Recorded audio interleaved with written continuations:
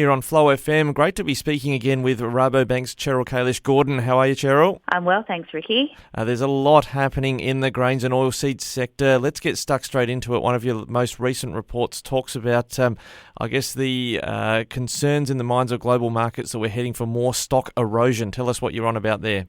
Well, look, if we look at the resupply options globally, we're having some further challenges overlaid with whatever was happening already on the back of Ukraine and Russia there. So we've had heat waves, early heat waves in Europe, reducing expectations of what is going to be available out of France and even Germany. So, we're sort of in a situation where demand has continued to stay buoyant, but we just keep on having additional challenges overlaid on the resupply. And if we look to Ukraine and Russia, look, there's lots of talk about potentially opening up export routes through the Black Sea. We're not confident that that's something that's going to come to fruition. And even if it did, though, there's a bit of work to be done in terms of opening up ports and clearing ocean-based landmines. So, it's not a straightforward resupply situation, and there are additional challenges coming up as we move along. Yeah, your international colleagues in one of their reports indicate they think it could take months, even if there was an agreement to demine the ports, for anything to come out of the region. Yeah, that's right. So we've got building stocks within the Ukraine, and the world desperately needs them. But if we don't open up those supply routes out of the Black Sea, we're going to be pushing on their capacity to hold those stocks going into the future. And whilst we're seeing, some movement of grain across rail borders and Europe doing what they can to move the grain out of Ukraine, it's just not even a whisper of what they can move in a cost-effective way via the Black Sea ocean freight routes. All right. How big a deal is the India putting some restrictions on how much they're sending out? Are they big in the world stage? Look, they're typically not an exporter, and many times, it's quite a variable situation. They would go between being an exporter of maybe 5 to 7 million tonnes through to an importer of about the same volumes when they're tight in their domestic supply.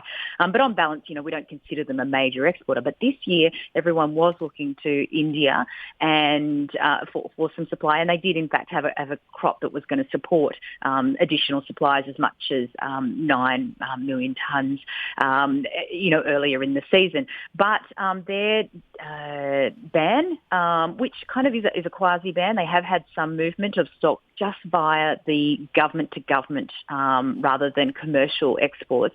But still, it's going to be reduced, and that isn't favourable reduced from what we thought earlier in the season was possible before the ban. It's going to be reduced, but it's not as bad as a wholesale ban that sort of was the headline in the initial days after the ban. I'm going to make a mental note about that 9 million in India, and Australia's 30 million according to the USDA, but I want to talk first about exports, imports, China and barley. Is there reason for some optimism the borders might open again?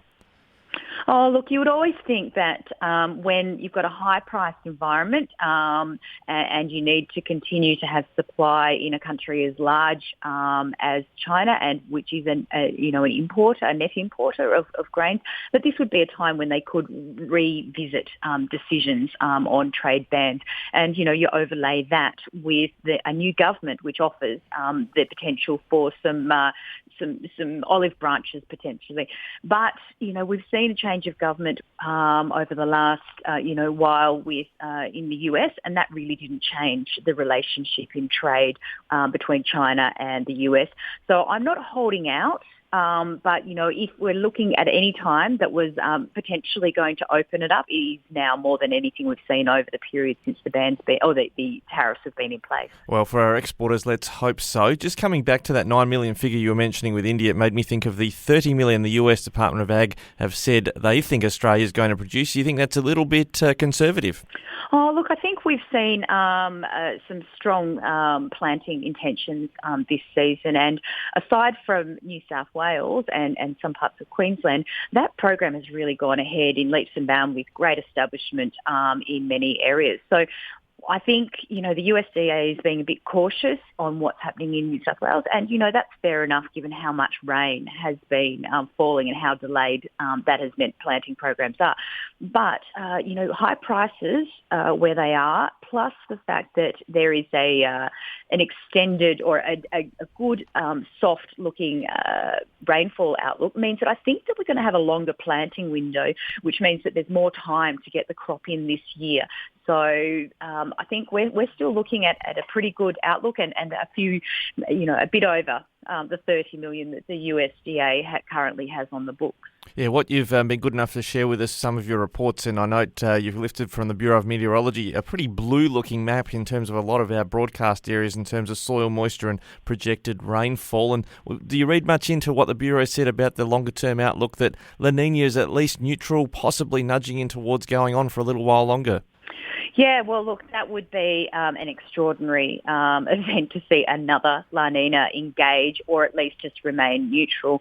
So that's great and augurs well for then summer cropping as well, and then, potentially into next year. But very much too early to think about what that means. I think probably at this stage I'm more thinking about the potential for a wet harvest and another delayed harvest, which certainly people across the East Coast would be not looking forward to after last year's long campaign. Well, I do like in these reports the picture of the bull and the bear, and there's a little bit more bull in the positive sense in a bullish market rather than a bearish one with wheat. Cheryl, thanks for joining us again, Senior Commodities Analyst at Rabobank. Thank you.